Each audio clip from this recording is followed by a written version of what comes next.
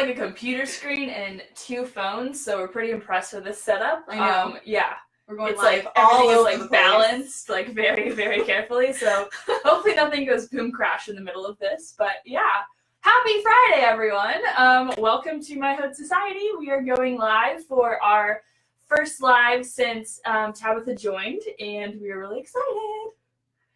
So if you don't know the news, you didn't listen to this week's vlogcast. Shame on you. Shame on you. You should go listen because it's got a ton of good tidbits. But also, this is Tabitha, and Tabitha is the new blogger behind My Haute Society. There had been a huge void since CJ left, so Tabitha's coming on to help fill that, and we are pumped.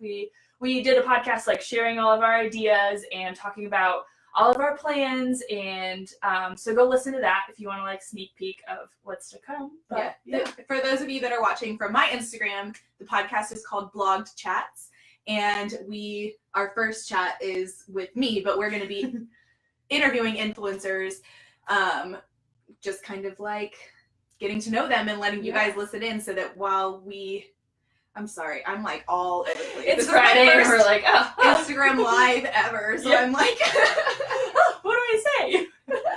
Yeah, but we're going to be, because the podcast has like all the episodes with like professionals from like, you know, the guy that invented ConvertKit to like all this different stuff, but we wanted like a more casual, like, let's chat with bloggers, let's like listen in on their like tips and tricks and get to know them, and so we're going to be doing that part, and we're so excited. Yay! So today we wanted to come on here and talk about our first topic together. Mm-hmm. And it's something that I feel really passionately about. I like walked to the door, I was like, this is what we're talking about today. This is today. And I was like, good one, yeah. But we're going to be talking about authenticity on Instagram, because I feel like it's a very hot button topic. Mm-hmm. And it means something different to everybody, and which is kind of funny because, so we're just going to talk about that. Yeah. And kind of share like our perspective, our tips.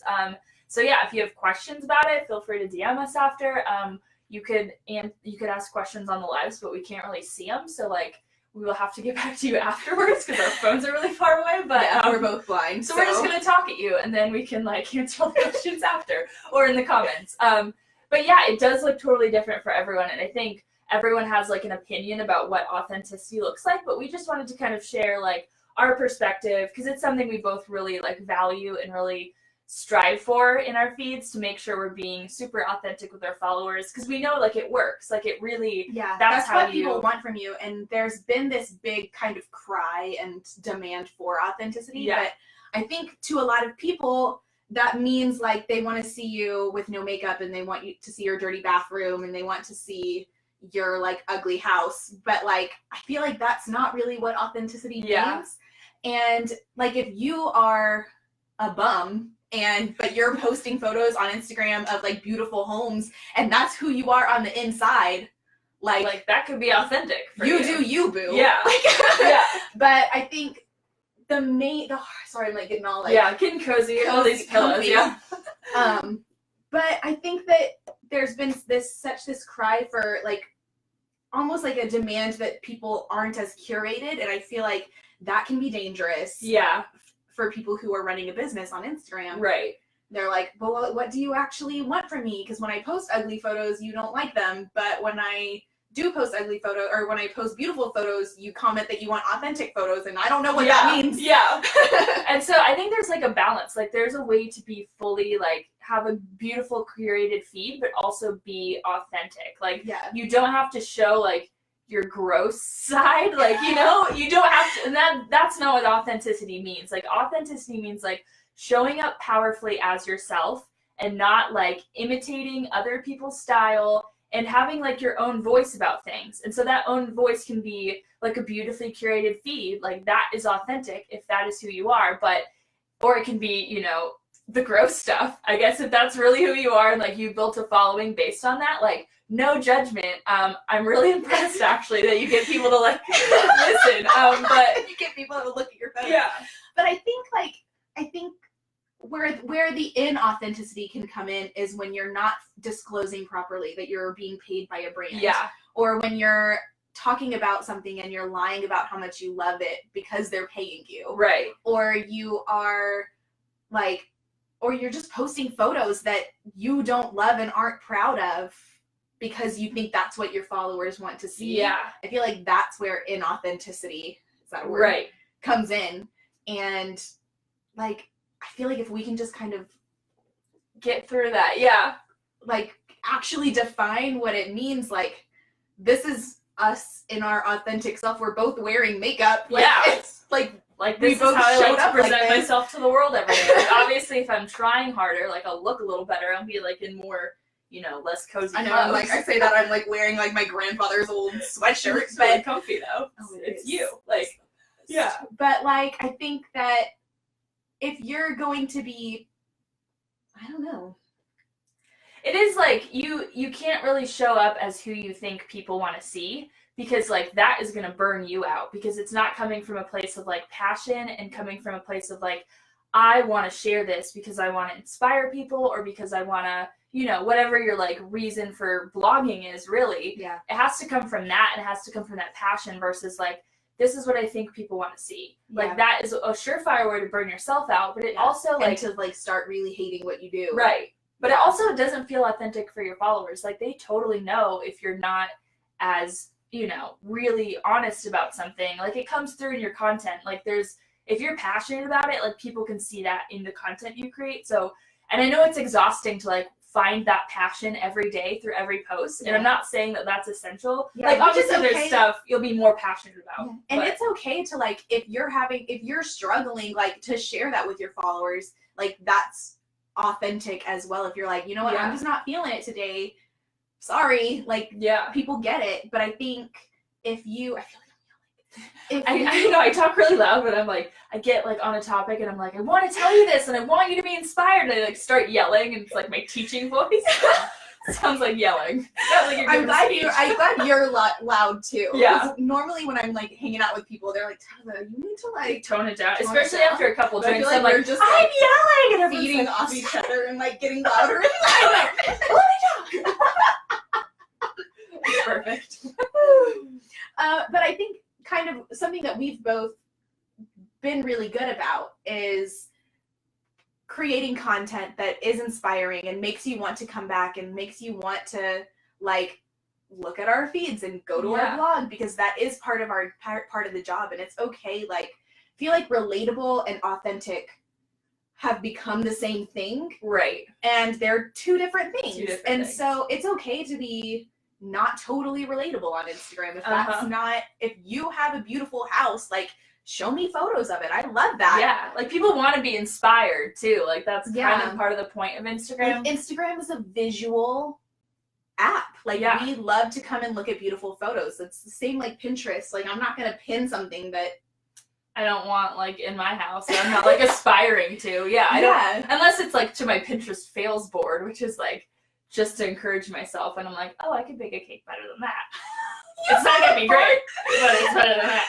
She has a board of people that she's just judging on Pinterest. Not judging, but it's like funny things. It's like, I have, like, a humor board, and there's all those, like, Pinterest fails where it's, like, the gorgeous picture, and then, like, oh my gosh, we tried. And, like, I've had fails of my own, for sure. But I just, like, always add them to my humor board so I can, like, cheer myself up. I can feel better about myself. I can produce better content than that. Which is fine. Like, you need some encouragement. Like, you can't just look at the inspirational stuff all the time and be like, oh, I wish I could get there. Like, sometimes you have to be like, look, my stuff is amazing. And, like, not that you would be judging people, but, like, no, you know, visually, it kind of inspires you to be like, I'm doing great. And, like, you need that. You need to be, like, content with what you're doing. For sure.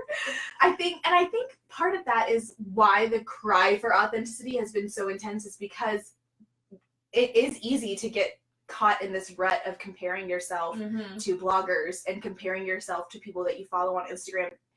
And I feel like this is said over and over and over again, but, like, this is a highlight reel. Like, it's what people want you to see. And so it's okay. Like, if you can just take a step back and be like, their photos are beautiful. It looks like they have this amazing life. And, like, I hope that they do have this amazing life. Like, it's not something you're like, well, behind the scenes, they are struggling and they're probably depressed and they probably hate their life. And it's like, I hope that that's not you, but I feel like, but it can get easy to demand to see that side of things. But Because you do want to see the balance, like, whole picture, especially if it's someone, like, that you're really inspired by or someone, like, you're, you know, aspiring to be. You want to see, like, well, what is reality? Like, especially if it's, like, a standard you're judging yourself by, you're like, well, I need the whole picture then, because it's not fair to just, like, judge based off their best moments. And, like, that's the other thing is, like, as a blogger, you have to be careful, even in creating your own content, to, like, look at other people and be like, oh, I'm not as good as so-and-so. Like, you know, it is their best stuff. Like, and you're going to get better, too. Yeah, because, I mean, even, like, me, like, I'll look at Sincerely Jules' feed, and I'm like, dang, like, how is she so good? Like, her photos are so perfect. Like, I'm never going to have photos like that. But I'm also, like, she's been blogging twice as long as I have. Right. She has 20 times as many followers as I do. There's a reason. Like, and going back and looking in the beginning, I feel like we talked about this a little bit on the podcast, but, like, if you go back and look at bloggers' feeds 5 years ago or 2 years ago or 6 months ago, it's going to look totally different than it does now. Yeah. And I feel like that's encouraging. Yeah, it is. Because you can't compare yourself to, like, if there's someone that you're following and you're inspired by, reason that they're inspiring to you, right? You can't compare yourself to them now. Like, they've honed their skills. Yeah, like, they've practiced. Their first posts were terrible because they, like, put in the work to, like, learn how to do all of that, and the only way you learn is by doing it. Like, there's no, like, influencer school. Like, you literally just learn by doing it. You literally do. You learn by, like, figuring it out. Like, if I go back and look at my first flat lays, like, oh yeah, it's embarrassing. Like, what was I doing? Like, I was stacking up tons of things too. Like, it's flat. You can't see the stuff I put on the bottom because there's stuff stacked on top of it. Like, they were terrible. So terrible. It's so true. Or, like, my first outfit post where it's like, oh yeah, where I'm standing there super awkwardly. I'm just, like, straight on, just, like, smiling like it's my, you know, elementary yearbook picture. Bloggers are good with angles. Like, when you learn how to do the angles. Oh yeah, it's like a 20-pound swing, first of all. And second of all, like, it is your best angle. Like, posing can do so much. So, like, to compare yourself to someone and be like, oh, like, she's so fit or whatever, like, a lot of it's probably posing. Like, yes, she probably works out and she probably has a better lifestyle than me, at least, but, like, a lot of it's, like, posing and honing in those skills. And they took 100 photos. And it's the best of 100. Exactly. Like, I literally just went and did a photo shoot this morning, and if you go through my photo stream, is it still called that? On your phone, like, I have, like, 1,000 photos of one outfit, and I'm gonna pick one, and I'm gonna post the best one on Instagram. And everyone's gonna comment about how amazing I look, but I'm not posting the ugly one. Like, why would I do that? I know. like, it doesn't make you feel good either. And really, I should do, like, a blooper reel post. I did one blooper where I was, like, it was a fall photo, and I was, like, throwing them, and there was, like, a leaf in my mouth, and I, like, scrolled. My face is really gross, and I'm, like, eating a leaf. But it was still, like, kind of cute. Like, I only posted it because I was like, well, I kind of look cute still. Like, even though I'm eating this leaf. Like, and that's the thing is, like, even the blooper stuff is, like, half the time, you know, still the best blooper. Like, the best possible blooper. Exactly. Like, I'm not going to post the terrible bloopers where, like, you can see my arm fat. Like, you know? Nobody showcases that. And that's okay. You don't have to be authentic. I don't expect that of you. So it's weird of you to expect that of us. But at the same time, like, this is kind of our way of, like, showing up for you guys, and, like, this is real. We're being real with you. And I think we're live, and we're just, like, yapping and probably saying some dumb stuff that I'm going to watch later and be like, why did I say that? But this is us. This is it. I think the most important thing is, like, if you are going to show up in your stories, it's like that. If you watched The Bachelor this last season, the girl with the weird voice. Oh. Remember? She, like, talked like this. And, like, the whole season. And, like, everyone who, like, hung out with her was, like, I remember it's, like, very breathy and, like, it sounds fake, like, even though she might not mean to be. But then when, like, they did the after the final rose and her voice sounded totally normal, and everyone was like, who are you? Like, what is happening to your voice? Like, because it did sound like a lot of effort for you to talk that way, but I thought it was just, like, the way you talk.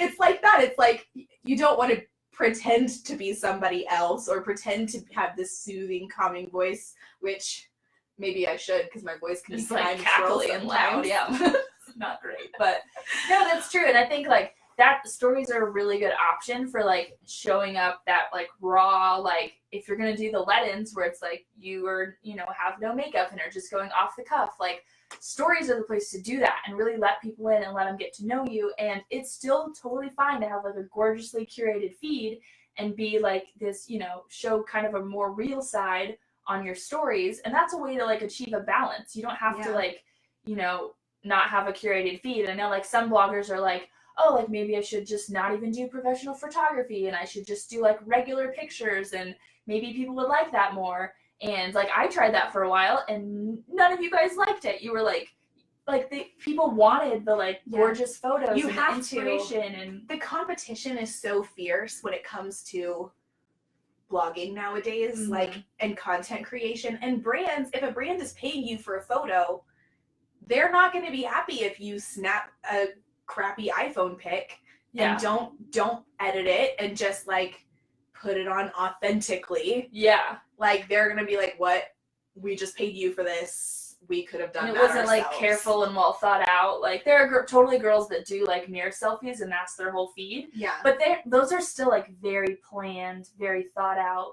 They plan their feed still. Even if they're snapping a mirror selfie, they have a specific way to do it and they're still curated and in they're a way taking 30 or 40 of the same photo. Exactly. And, you know, this, I feel like I can't say that enough, is like, it's not, it might look like it's just in the moment, like snapped as you're going out the door. It's not. Like, it took 30 minutes to get out the door. You had to take 100 pictures. You had to clean up your house behind you in the photo. But like, if you even right now, like this looks pretty good, but if you could see like off camera over here or over here, like it's a mess. It's a total mess. And that's okay. Like you probably don't want to see us like sitting in a mess. Like if we were just sitting in like a gross garage, like with crap piled around us, you'd be like, these girls didn't put in any effort like to come show up for us today. Yeah. And that's what we're trying to get at, is like there's a level of like letting people into the like grosser stuff that's like less polished that is very authentic. Yeah. But there's a like on some level it's like you still have to show up and you still have to be intentional. And you still have to put an effort in. Yeah. You can't just like you can't just post crap on Instagram and expect 1,000 likes. Like that shit is hard. Yeah. Like, it is.